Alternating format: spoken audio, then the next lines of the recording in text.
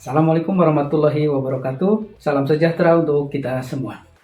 Video ini adalah video PDD UKT PT, yaitu video pernyataan diri dosen Unit Kerja Tridama Perguruan Tinggi. Perkenalkan, nama saya Dandi Bahtiar SMM dengan NIDN 0427068203. Saya saat ini adalah dosen tetap pada program studi akuntansi Fakultas Ekonomi Universitas Putra Indonesia. Pada kesempatan yang berbahagia ini, perkenankan saya memaparkan unjuk kerja pengajaran dengan mata kuliah pokok yang saya ampu, yaitu Manajemen Keuangan. Mata kuliah Manajemen Keuangan ini berbobot 3 SKS dan diselenggarakan di semester 3 pada program studi akuntansi, juga diperbantukan di semester 4 pada program studi manajemen. Dengan background keilmuan yang saya miliki, dipertajam dengan pengalaman saya selama bertahun-tahun bekerja di bidang perbankan dan lembaga keuangan. Salah satunya yaitu bekerja di bagian kredit di PD BPR LPK Ujung Pitung yang saat ini menjadi BPR Cianjur, juga sebagai akun officer di PT PNM Ulam dan di Bank Bukopin. Dengan pengalaman empiris yang saya miliki, saya integrasikan ke dalam kelas sehingga diharapkan mahasiswa tidak sekedar hanya mendapatkan pemahaman tentang teori manajemen keuangan, tetapi juga diharapkan dapat mengaplikasikan dan mempunyai ketajaman analisa keuangan, sehingga diharapkan hal ini akan menjadi nilai tambah bagi mahasiswa. Pengajaran saya berlandaskan pada prinsip interkoneksi Tridama Perguruan Tinggi, yaitu pengajaran, penelitian, dan pengabdian kepada masyarakat. Rekam jejak riset saya tentang UMKM, literasi keuangan, dan inklusi keuangan, serta penerapan teknologi inovasi keuangan terkini akan memperkaya substansi materi mata kuliah manajemen keuangan yang saya bawakan di kelas, serta kegiatan PKM yang rutin saya laksanakan bersama teman-teman mahasiswa, khususnya tentang pendampingan keuangan, literasi keuangan, dan tata kelola usaha mikro, menjadi contoh nyata yang real yang saya bawakan di kelas. Dengan demikian, mahasiswa diajak peka terhadap dinamika keuangan di masyarakat serta tata kelola UMKM atau usaha mikro di daerah. Untuk menunjang proses pembelajaran, saya menggunakan referensi pendukung, yaitu buku yang ditulis oleh saya sendiri bersama teman-teman tentang akuntansi keuangan, di mana di dalam bab tentang laporan keuangan dan dasar-dasar tentang laporan keuangan menjadi pengetahuan dasar dan fundamental untuk mahasiswa semester 3, sehingga mahasiswa dapat memahami dengan benar tentang analisa laporan keuangan, dan hal ini menjadi fundamental dalam menganalisis laporan fundamental dan analisis laporan keuangan lainnya. Adapun proses pembelajaran, saya menggunakan atau merujuk pada Permendikbudristek nomor 53 tahun 2023, di mana pengetahuan, sikap, keterampilan umum terintegrasi dalam satu paket penilaian. Proses pembelajaran dilakukan dengan metode interaktif, yaitu metode case-based learning dan project-based learning, dengan 3 komponen utama, yaitu delivery, penyampaian pesan, interaction atau diskusi 2 arah, dan kuis, serta assessment atau penilaian. Berikut adalah cuplikan video pembelajaran tatap muka untuk mata kuliah manajemen keuangan dengan topik Time Value of Money atau nilai waktu dari uang. Selamat menyaksikan. Assalamualaikum.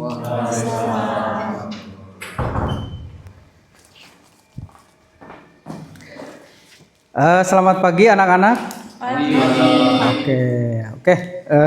Hari ini mata kuliah manajemen keuangan pertemuan ketiga ya. Kita lanjutkan pertemuan sebelumnya. Sebelum dimulai, Bapak absen dulu ya. Di sini ada 15.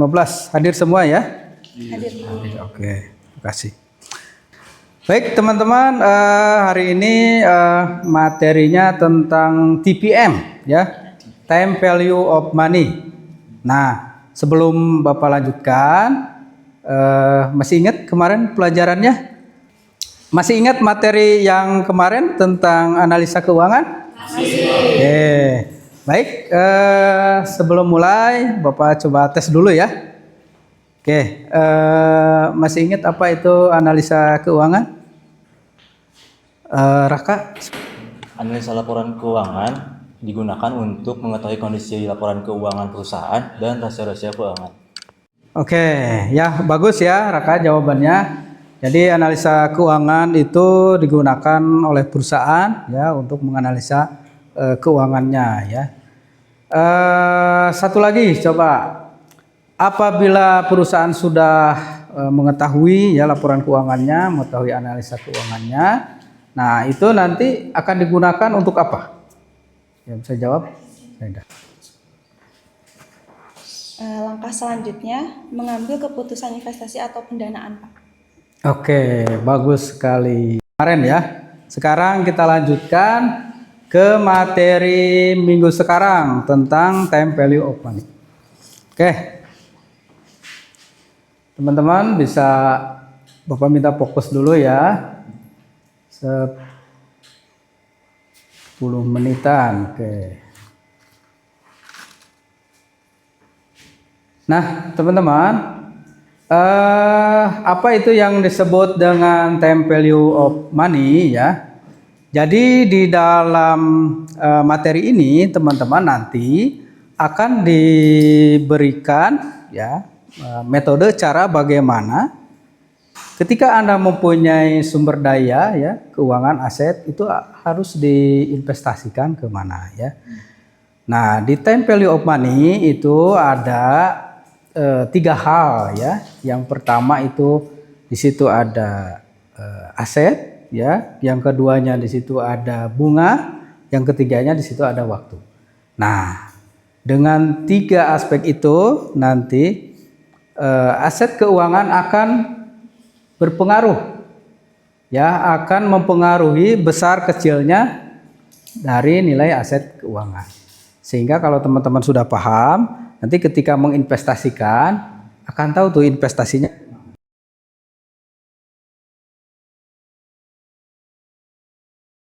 Ya, saya akan coba utarakan pertanyaan.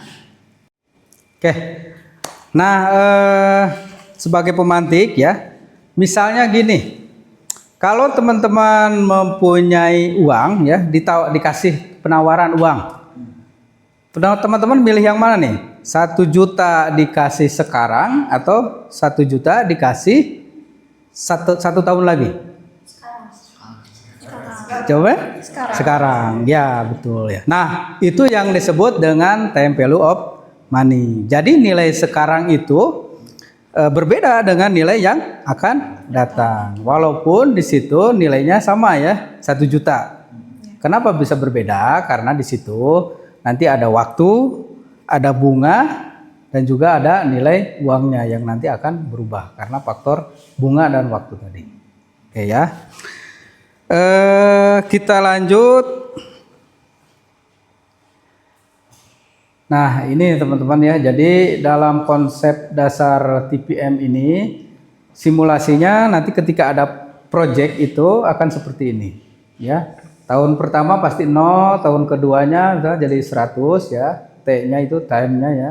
Yang keduanya jadi 150, waktu ketiganya 250 dan seterusnya akan terus bertambah. Jadi ketika teman-teman menginvestasikan uang dengan suku bunga tertentu itu pasti akan bertambah seiring dengan waktu ya.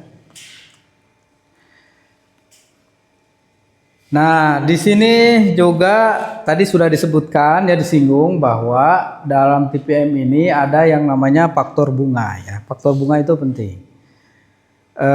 Kita tidak akan terhindar dari faktor bunga. Apapun itu, aset apapun. mau pinjaman, mau tabungan, ya kan? Teman-teman mau investasi saham kayak ya, mau investasi obligasi kayak apapun itu pasti akan terikat dengan bunga, ya. Ada waktu, ada bunga yang berlaku, nah gitu maksudnya. Oke, lanjut dulu. Selanjutnya ada metode perhitungan dan aplikasi TPM. Di sini teman-teman belajar menghitung ya. Nah, di sini nanti dijelaskan tentang rumusnya bagaimana ya konsepnya. Jadi di dalam TPM itu ada yang dinamakan future value, waktu masa depan, dan present value, waktu yang saat ini. Nah, di sini masuk ke dalam teori investasi nih, teman-teman ya. Nah, ini dasarnya. Jadi teman-teman harus menguasai dulu apa yang disebut dengan TPM ya.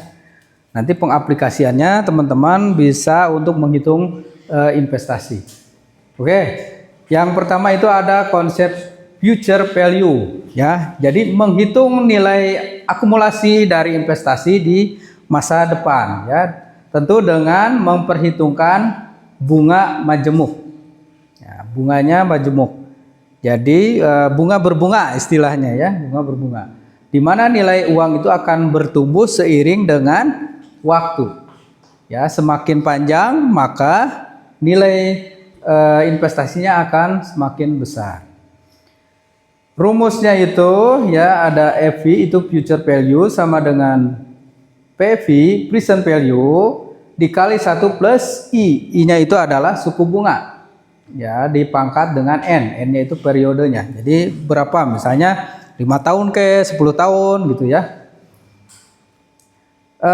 Yang kedua ada namanya present value. Ya, present value itu nilai investasi yang akan kita dapatkan cuma kita hitung untuk hari ini. Itu. Misalnya teman-teman dikasih penawaran 5 tahun lagi akan dapat 1 miliar. Nah, 1 miliar di 5 tahun yang akan datang ketika kita perhitungkan untuk hari ini, pasti nilainya enggak 1 miliar gitu. Karena ada faktor bunga dan waktu. Jadi ketika kita tarik ke saat ini, yang 1 miliar 5 tahun lagi pastinya enggak 1 miliar. Nah, rumusnya seperti ini. Present value sama dengan future value dikali 1 plus I ya, I-nya itu bunga, pangkat N-nya itu periode. Itu ya. Untuk lebih memahamkan pemahaman teman-teman, sini ada contohnya ya. Contoh untuk future value. Misalnya di sini nilai sekarang ya, nilai sekarang itu misalnya teman-teman akan nabungnya 10 juta, bunganya 8% per tahun, jangka waktunya 5 tahun. Nah, misalnya teman-teman nyimpen 10 juta dengan bunga 8% per tahun 5 tahun, tidak teman-teman ambil, akan berapa hasilnya? Hasilnya adalah 10 juta dikali 1,08 per 0,8 pangkat 5 ya, yang rumus yang tadi yang ini. Ya, jadi kita masukin. Itu hasilnya jadi berapa tuh? 10.800.000 ya kan? 10.800.000. Nanti kita simulasi di Excel ya.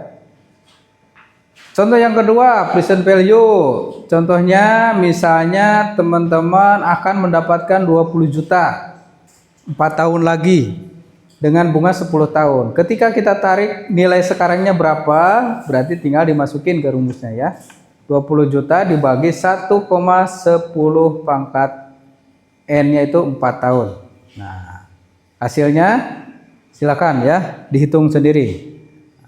Ini namanya present value. Jadi waktu yang investasi di masa depan ya kita tarik ke masa sekarang.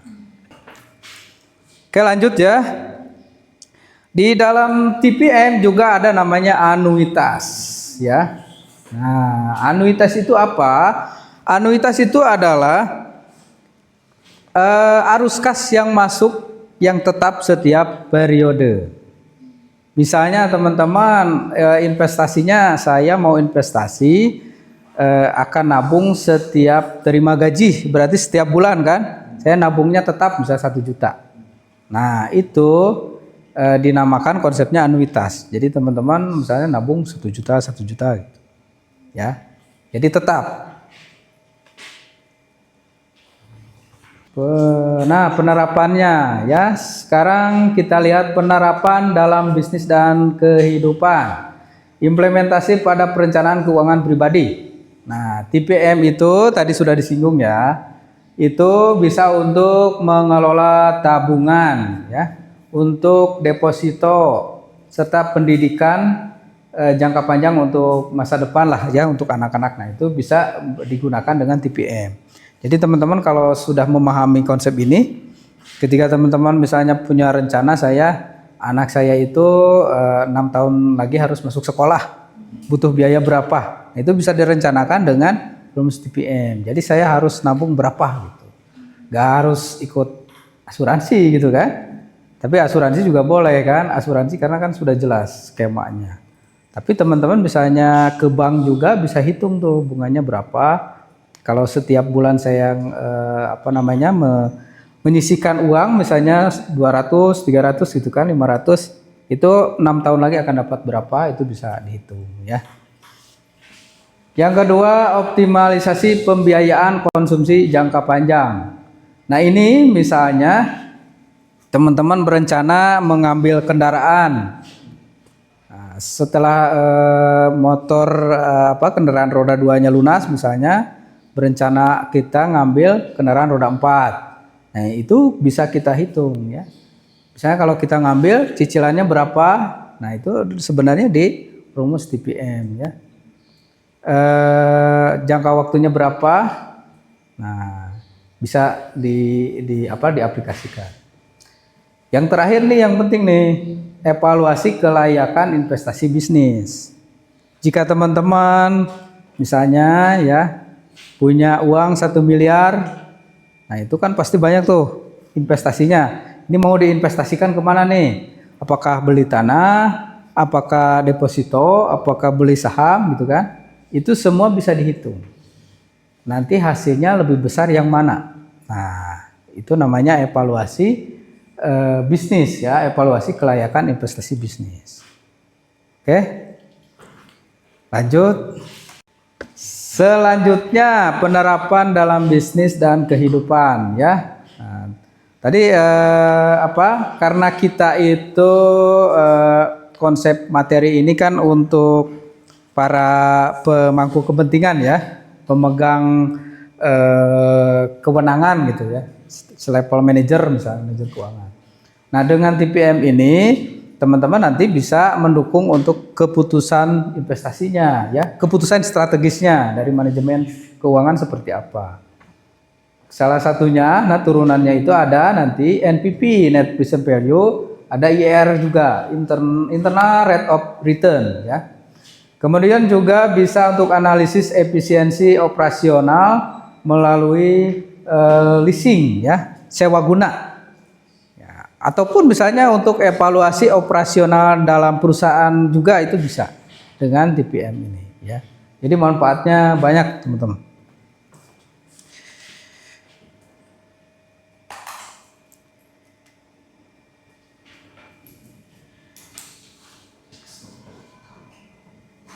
Oke, nanti kita buka dengan Excel ya di studi kasusnya, teman-teman bisa. Fungsi di Excel itu bisa pakai sama dengan PV gitu ya, PV, EV, atau rate atau ampere dan PMT. Itu di Excel praktis teman-teman sudah bisa ya.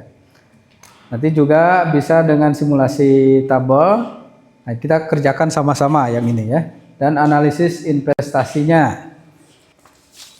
Oke teman-teman, untuk memperdalam pemahaman ya. Di sini Bapak ada contoh soal. Oke, teman-teman yang bisa jawab silakan jawab ya. Misalnya gini, teman-teman punya uangnya 10 juta. Ya, Terus bunga di bank itu 6%. Nah, teman-teman terus kemudian diinvestasikan selama setahun. Kira-kira itu dapatnya berapa? Oke, silahkan. Nilai hasil akhirnya itu 10.600.000. Oke, good. Oke, good. Terima kasih. Bagus ya. Itu untuk perhitungan yang secara sederhana ya, 1 tahun. Kalau 2 tahun berarti kelipatannya ya, tinggal dihitung saja. Oke teman-teman, sekarang kita Bapak tes ya. Ada soal. Bapak tulis dulu soalnya di sini. Misalnya teman-teman akan mendapatkan uang ya. Oh iya, yang bicara. Misalnya teman-teman punya uang 10 juta. Ya. Apa namanya di sini? Nilai uang sekarang Rp 10 juta. Nah, bunganya itu bunga banknya itu 8% ya, bunga berlakunya. Kemudian N-nya 3 tahun. Oke, yang ditanyakan future value-nya berapa? Siapa yang mau menjawab? Coba jawab ya. Oh, Mega, silakan Mega ke depan. Nih, bukan spidolnya.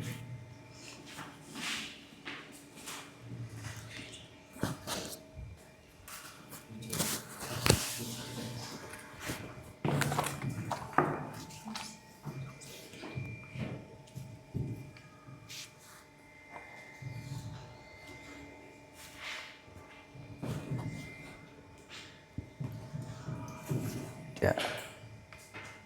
Oke. Pangkat ya.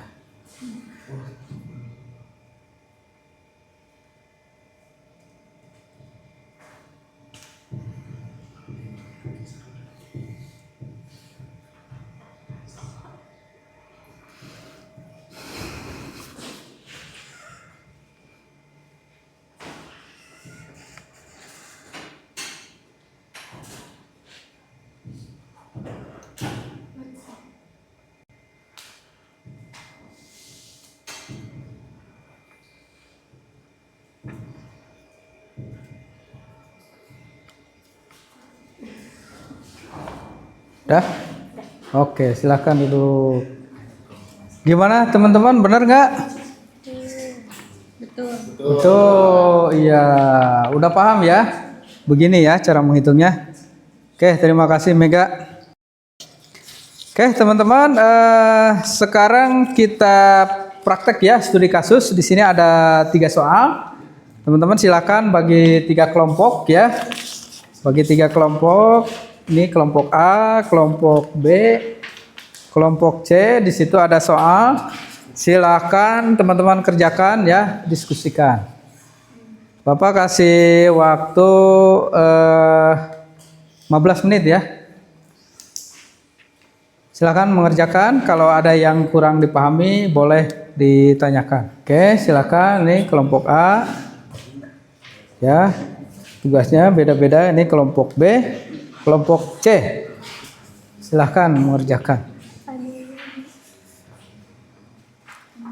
Kalau ada yang kurang dipahami boleh ditanyakan ya. Waktunya 15 menit.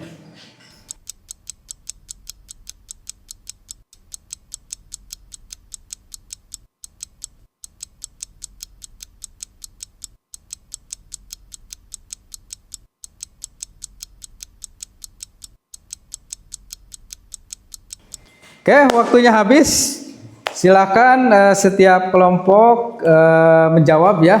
Dimulai dari kelompok A dulu, kelompok 1. Apa jawabannya? Investasi apa yang dipilih? Kami memilih investasi apa? Karena lebih menguntungkan. Oke, ini yang kelompok ini? Kelompok 3 gimana?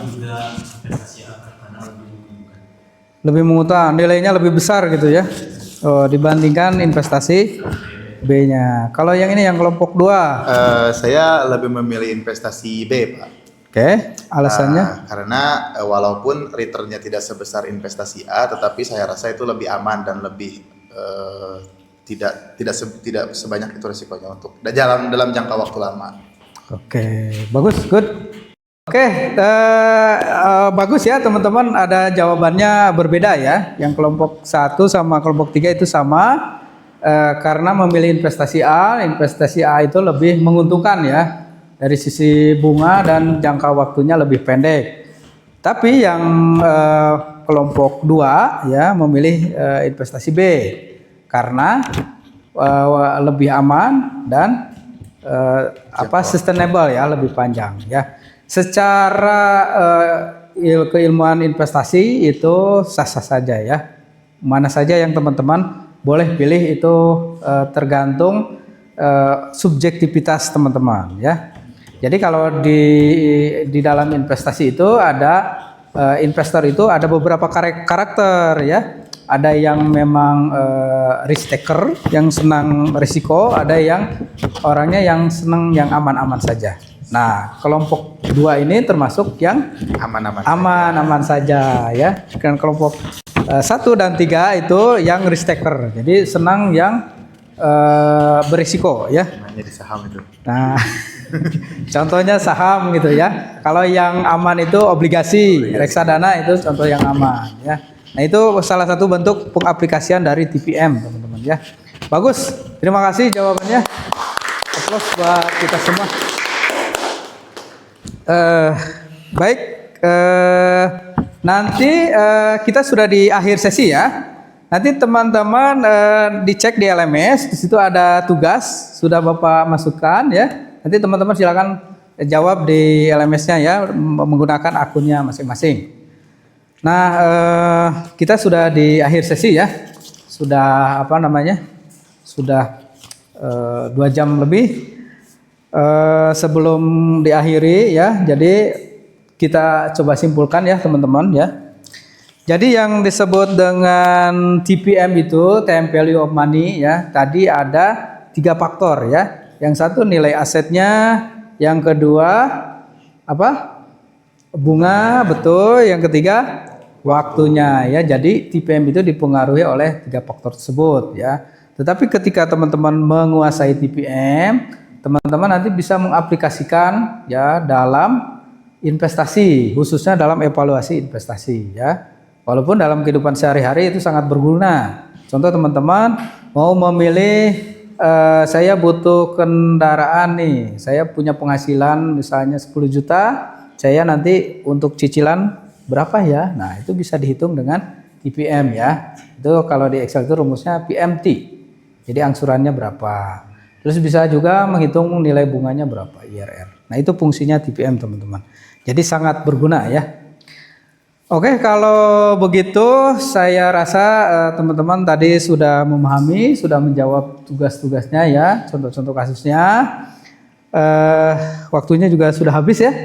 Kita akhiri. Terima kasih teman-teman sudah meluangkan waktunya belajar bersama saya di sini dan tetap semangat ya. Mudah-mudahan kedepannya makin lancar kuliahnya gitu ya. Terima kasih. Saya Bapak tutup ya. Wabillahi taufiq wal hidayah. Assalamualaikum warahmatullahi wabarakatuh. Waalaikumsalam.